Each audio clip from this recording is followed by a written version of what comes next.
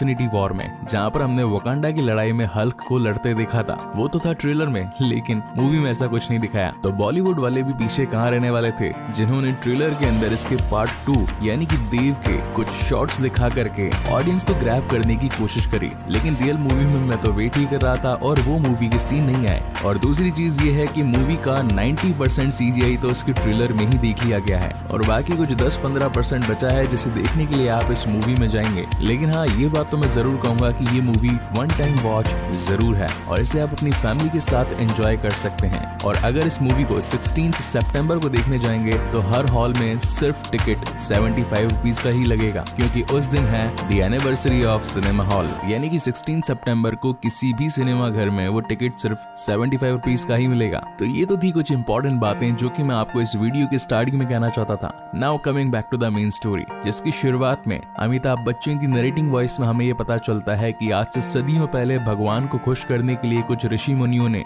बहुत सारा जाप किया, उन्हें याद किया, जिसकी वजह से भगवान शिव ने आकर उन सभी को वरदान दिए। उन वरदान में कुछ अस्त्र थे, किसी को वानर अस्त्र मिला, किसी को नंदी अस्त्र मिला, किसी को जल अस्त्र तो किसी को अग्नि अस्त्र। और अब इस पूरे ग्रुप को नाम दिया गया ब्रह्मांश, ब्रह्म का अंश यानी कि ब्रह्मांश। सदियों दर सदियां ये ग्रुप आगे बढ़ता गया और ये अस्त्र भी आगे आने वाली पीढ़ी को ट्रांसफर होते गए। मगर उन अस्त्रों में एक अस्त्र ऐसा था जो कि था ब्रह्मास्त्र, देवों का देव अस्त्र। इसमें इतनी ताकत थी कि इसकी ताकत को कोई भी काबू नहीं कर पा रहा था। इसलिए सभी ऋषि मुनियों ने अपनी पावर्स को इकट्ठा करके इस अस्त्र को एक छोटे से गोल पत्थर में डाल दिया। लेकिन इस पत्थर को पाने के लिए उनके ही ग्रुप में से एक विभीषण पैदा हो गया। अब ये कहानी मैं आपको आगे कंटिन्यू करूंगा। यहाँ से कहानी आती है प्रेजेंट टाइम में, जहाँ पर हम एक साइंटिस्ट को देख पाते हैं जिनका रोल प्ले किया है none other than Shahrukh Khan ने। इस मूवी में इस कैरेक्टर का नाम है मोहन। हम व्यूअर्स को यहाँ पर ये पता चलता है कि ब्रह्मास्त्र की शक्ति को काबू करने के लिए जिस पत्थर में उसे डाल दिया गया था, अब उस पत्थर को कोई हासिल ना कर ले,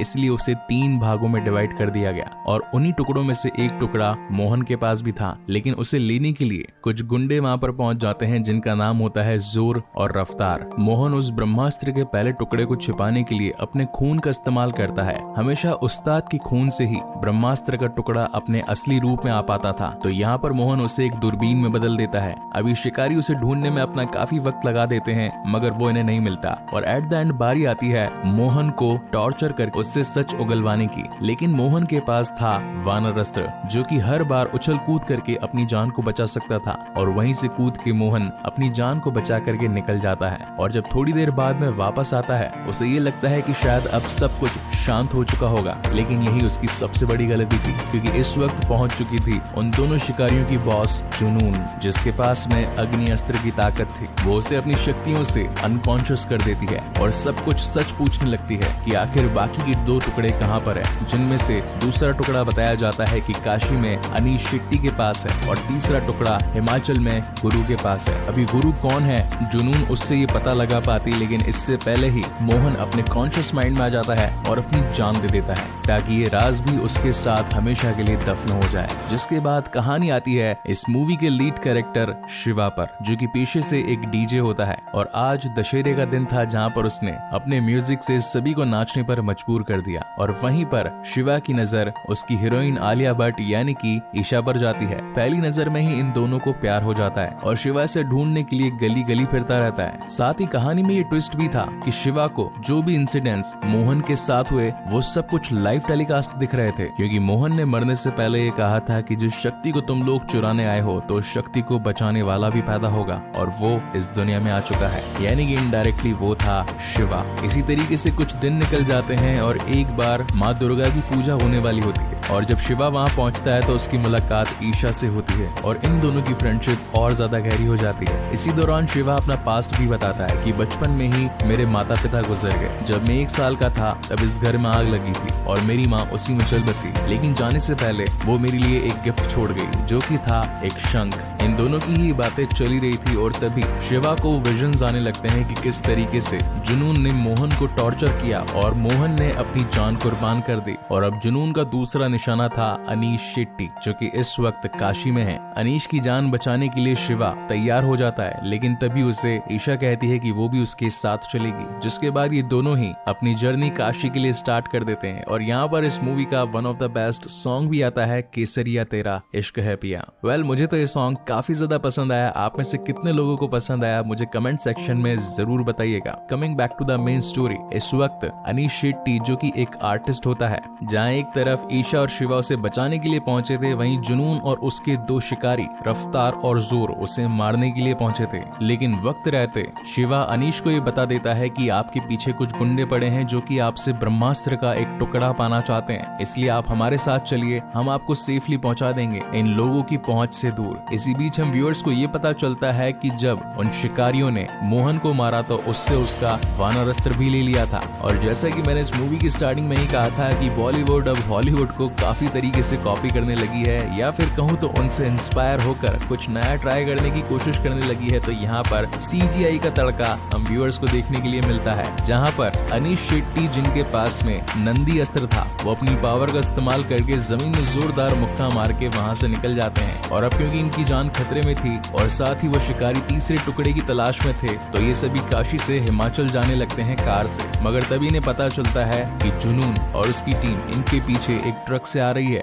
इसीलिए अनीश अपने खून का इस्तेमाल करके उस ब्रह्मास्त्र के टुकड़े को शिवा को दे देता है और कहता है कि यहाँ पर इसे संभालने की जिम्मेदारी अब तुम्हारी है, उन्हें रोकने के लिए अब मैं आगे आता हूँ। तुम दोनों जितना जल्दी हो सके गुरु के पास पहुंचो और याद रखना ये टुकड़ा उनके पास कभी नहीं लगना चाहिए। जिसके बाद आता है इस मूवी का एक और one of the best CGI scene, जहाँ पर हमारे अनीश शेट्टी जी नंदी अस्त्र की ताकत से उनके ट्रक को एक जोरदार टक्कर दे देते हैं और उनका ट्रक खाई में गिर पड़ता है। लेकिन उससे पहले जुनून और जोर ने अपने ऊपर कवच अस्त्र लगा लिया था, इसी वजह से उनका ट्रक गिर जाने पर भी उन्हें कोई नुकसान नहीं पहुंचता। जहां एक तरफ शिवा और ईशा अपनी BMW कार से गुरु के पास पहुंचने की कोशिश करते हैं, वहीं दूसरी तरफ वानर अस्त्रधारी रफ्तार उनके पीछे पड़ चुका था। यहाँ पर हमें एक जबरदस्त कार चेजिंग सीन दिखाया जाता है, जहाँ पर रफ्तार उनसे वो ब्रह्मास्त्र का टुकड़ा लेने की कोशिश करता है, लेकिन ये दोनों कैसे तैसे करके अपनी जान बचाकर गुरु के आश्रम तक पहुंच जाते हैं। इन दोनों को ही लग रहा था कि इन्होंने रफ्तार को पीछे छोड़ दिया, मगर ये इनकी सबसे बड़ी गलती थी, क्योंकि वहाँ पर रफ्तार आकर ईशा को पकड़ लेता है और उसे खत्म करने वाला होता है। लेकिन इसी बीच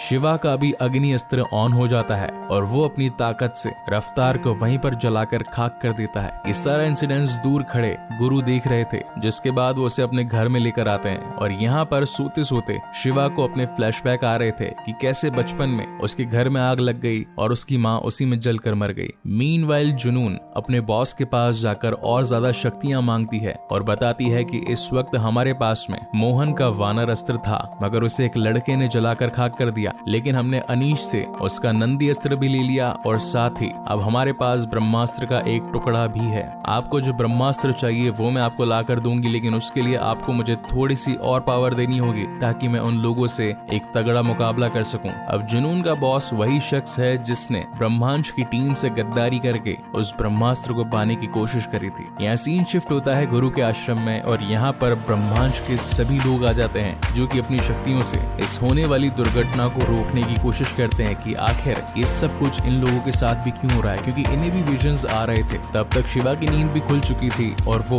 ईशा को देखकर उसके गले लग जाता है, क्योंकि एक दिन पहले उसने जिस आग का इस्तेमाल करके रफ्तार को झुलसा दिया था, उसे लग रहा था कि ईशा भी कहीं उसमें जख्मी ना हो गई हो। तभी वहाँ पर 5 और स्ट्रेंजर्स आ जाते हैं और ये सभी एक बोट में आकर बैठ जाते हैं, क्योंकि इस आश्रम में नेटवर्क सिर्फ इस बोट पर ही आता था। जब शिवा घर के अंदर जाता है तो गुरु यानी कि अमिताभ बच्चन शिवा को बताते हैं कि अब तुमने अनजाने में एक ऐसी लड़ाई शुरू कर दी है जो कि इस पूरी दुनिया का रुख पलट सकती है। आज से सदियों पहले ऋषि मुनियों ने भगवान का जाप करके उनसे कुछ अस्त्र लिए, मगर उन अस्त्रों में से एक अस्त्र जो कि बहुत ही बड़ा और सबसे ज्यादा ताकतवर था यानी कि ब्रह्मास्त्र, उसकी ताकत को कोई काबू नहीं कर पा रहा था। इसीलिए हम सभी ऋषि मुनियों ने उस ताकत को शांत करने के लिए एक पत्थर में में डाल दिया। मगर उस पत्थर को पाने के लिए हम ही में से एक ऋषि जिसका नाम था देव, वो उसे पाने के लिए अपनी जान तक कुर्बान कर सकता था। अब उसे वो अस्त्र कहीं मिल ना जाए, इसीलिए उस अस्त्र को 3 भागों में डिवाइड करके देव को खत्म कर दिया गया ताकि ब्रह्मास्त्र का उपयोग न हो पाए, क्योंकि अगर ऐसा हुआ तो ये पूरी दुनिया खत्म हो जाएगी। जिस पर शिवा कहता है कि ये लड़ाई आप लोगों की है, आप लोगों के पास में पावर्स हैं और आप लोग ही इसे कंट्रोल कर सकते हैं। मेरे पास में कोई ताकत नहीं है और ना ही मैं आपकी इस लड़ाई में आना चाहता हूँ, इसलिए मुझे यहाँ से जाने दीजिए। लेकिन गुरु का कहना था कि क्या तुम्हें वो विजन्स नहीं आते? क्या तुम्हें हर किसी की मौत होने पर उसका लाइव टेलीकास्ट नहीं दिखता?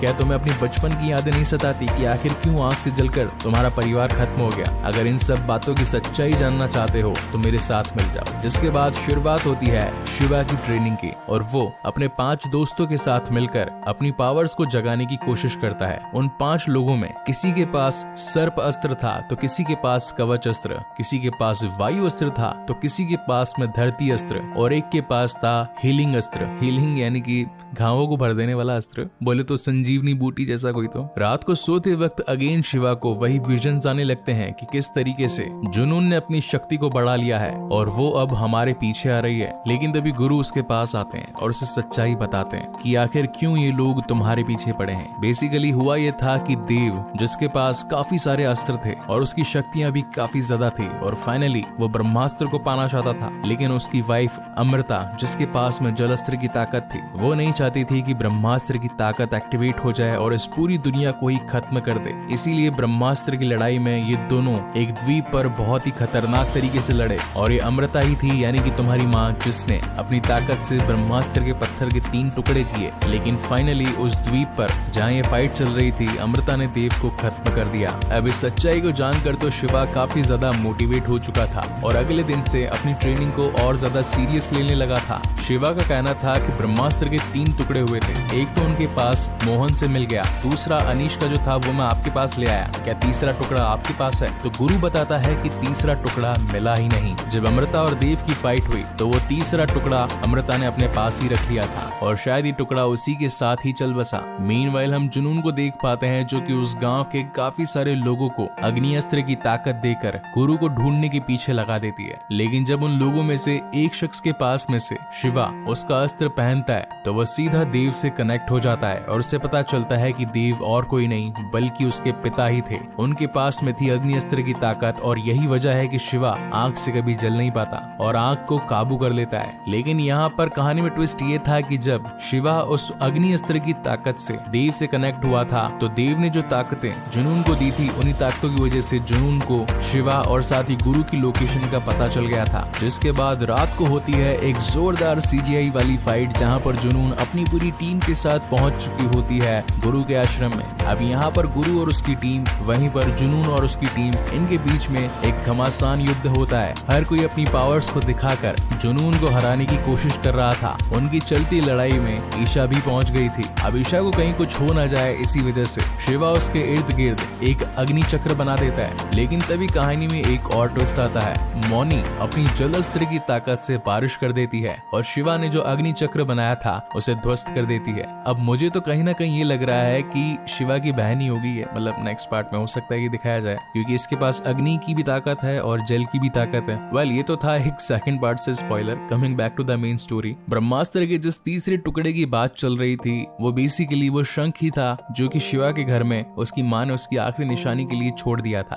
और शिवा के खून की बूंद से वो अपने असली रूप में आ जाता है। ये 5 पांडव जुनून को रोकने के लिए काफी कोशिश करते हैं, लेकिन अब जुनून के पास में ब्रह्मास्त्र के 3 टुकड़े आ चुके थे जिसे जोड़ने के बाद ब्रह्मास्त्र एक्टिवेट हो जाता है और इस पूरी दुनिया का धीरे धीरे विनाश होने लगता है। पूरी धरती फटने लगती है, आसमान पीला हो जाता है और एक अनोखी शक्ति इनके सामने आ चुकी थी।